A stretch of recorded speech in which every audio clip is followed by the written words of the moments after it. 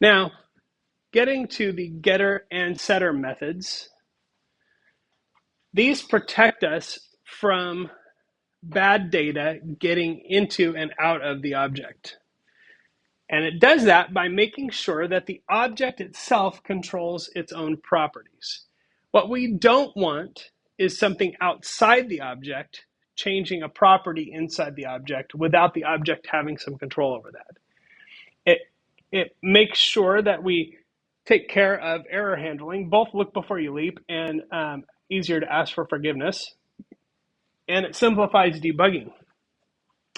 So rather than making the mistake of doing something like this, which will not give me an error, by the way, there's nothing about this that prevents me from doing this. And that would be a mistake. Because if I do this, then later on, I'm likely to get some kind of an error. So instead of that, what I would do is create what's called a setter method. In this case, I'm calling the setter method set wheels. And methods always have a self as a parameter. I'm also giving it a parameter of int n for the number of wheels that we want to set it to. So basically what I'm doing inside this method is before I set that property to whatever that number is, I'm saying, is that number an integer? So is instance is a way of checking to see if a variable is of a certain data type. So by doing this, I can see if that's an integer, and also if int n is greater than 1. So it's 2 or more. I don't want to have any unicycle cars or any cars that are hover cars with no wheels. Okay, so I'm making sure that the int n that I give it is both an integer and it's greater than 1. If it is, then inside that method, I'm setting int wheels to whatever that number is. If it doesn't qualify, then I say you can't set the wheels to that. And the wheels number of wheels stays the same. So in that world where I have a object called my car that is based on CL car class, I would set wheels to 2 by doing this. And that prevents me from getting that error.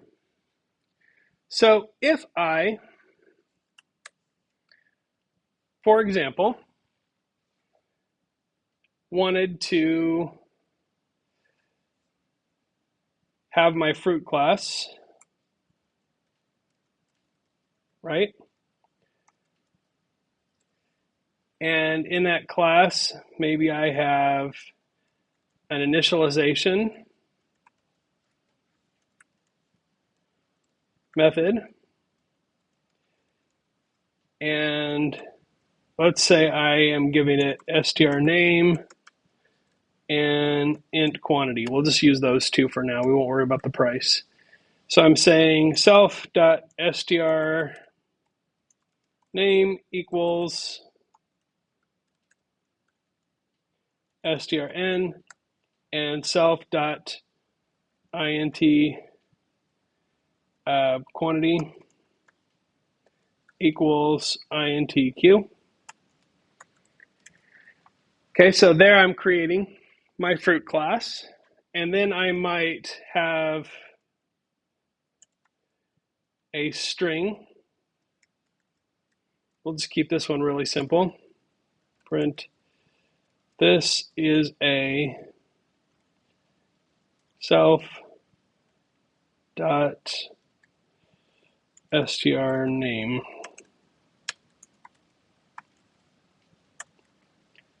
Got to make sure that's an f string.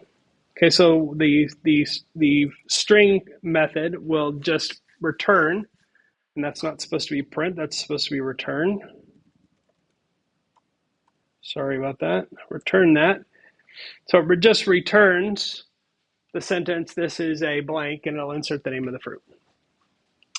So if I wanted to create my fruit 1, I might say CL fruit and I'm going to say apples or apple and 10 of those.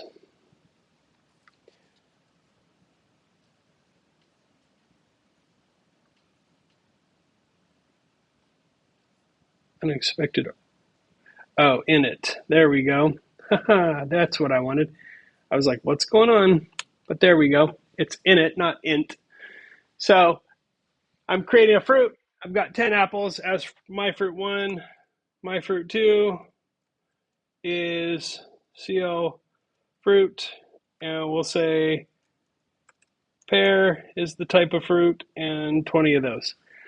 Okay, so I've got apples and pears. But let's say I want to change the number of apples to 20. I am allowed, it is possible to say my fruit 1 dot int quantity equals 20. But I don't want to do that. That is dangerous because if I change that, I can also say that.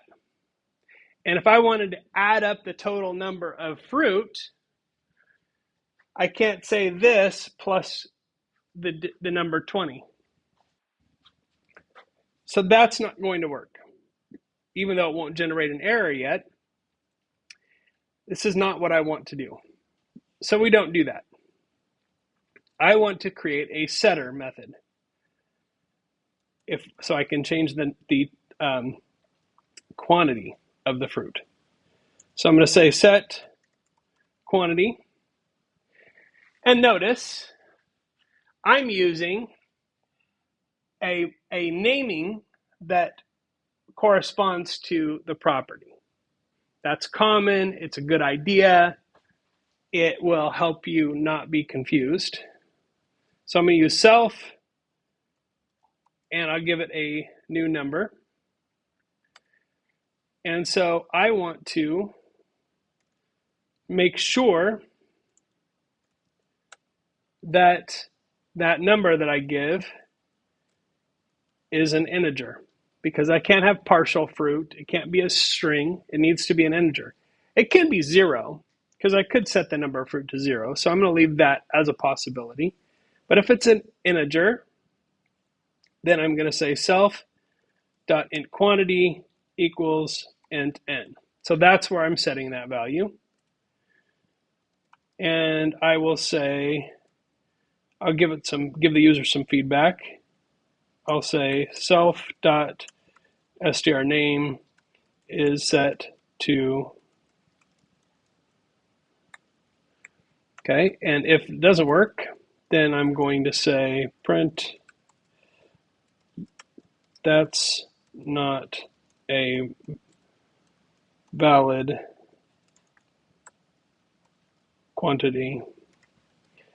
And that makes sure that there's no way that I can change a quantity to something other than that. So if I print my fruit 1 quantity,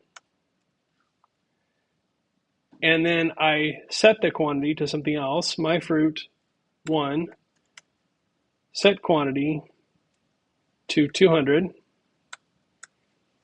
and then I print that again.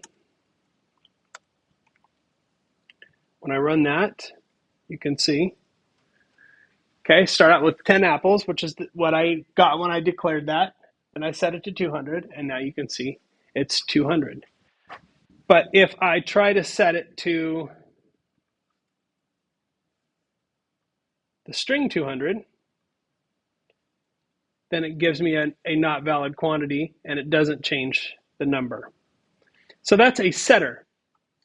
So a setter is somewhat obvious as to why we would do that, because we want to prevent bad data from getting into our object. Now, a getter might be less obvious, because what could be the harm in just accessing or reading our data that way? Well, there really isn't any harm. However, there are times when you might want to do something to that data as you are retrieving it. You might want to, for example, take a string and make sure that it's all lowercase as it's coming out. Or take a number and convert it to a different type of number, like from an int to a float or from a float to an int. So there are times when you will use getters and they'll actually provide you some added value. But most of the time, a getter is just going to look exactly like this, where all you're doing is creating a method that returns that quantity. Why would you do that? That's a waste of time. It's extra coding. You've taught us the whole semester to be lazy programmers that do the least amount of coding possible. And now you're saying, do extra coding. Well, the reason that we want to do that, and you want to do it at the beginning of your program, when you're creating your object, setters and getters for most properties, unless the property is strictly going to be used internally, you want setters and getters for your properties. Because later, I might want to do something to this data. I might want to do some error checking. I might want to check that data before I return it. There might be something else that I want to do here. And if I have my program structured with getters, then all I have to do is change this getter to do whatever I want.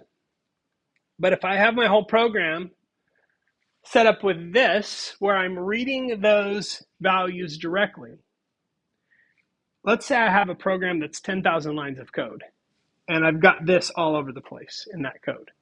Now I have to go back and fix all of those problems and change it to a getter. But if I start out with a getter, even if it's just a basic getter that all it does is return that,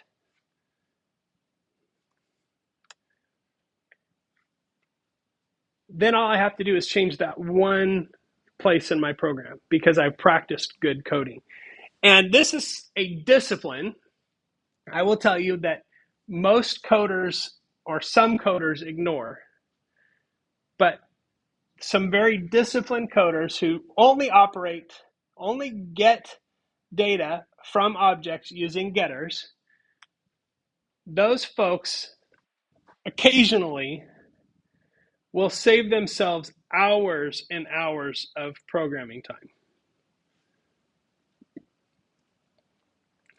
And I can do anything with this getter. Now, this is just the basic getter. All it does is return those numbers, just like we were accessing this directly. But what I could do if I wanted to is I could say return an F string with that in it.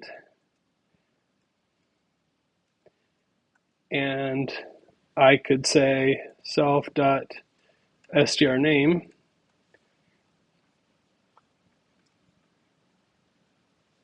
So I could modify that to do whatever I want, however I want in the program.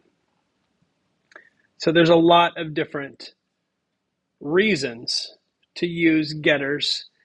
There's the use of setters is obvious to me. You're checking that data before you're changing that property. You're checking to make sure that what you're changing it to isn't going to mess things up. That's a valid, very obvious thing. This feels like redundancy to me at first. But the minute it becomes valuable to you, you'll be like, oh, yeah, I want to do that from now on. So it's better practice to use setters and getters. Anytime you want to read properties from an object in the outside world, you want to use setters and getters. You don't want to, even though you can, you don't want to access those directly. Okay? So that's what setters and getters are all about.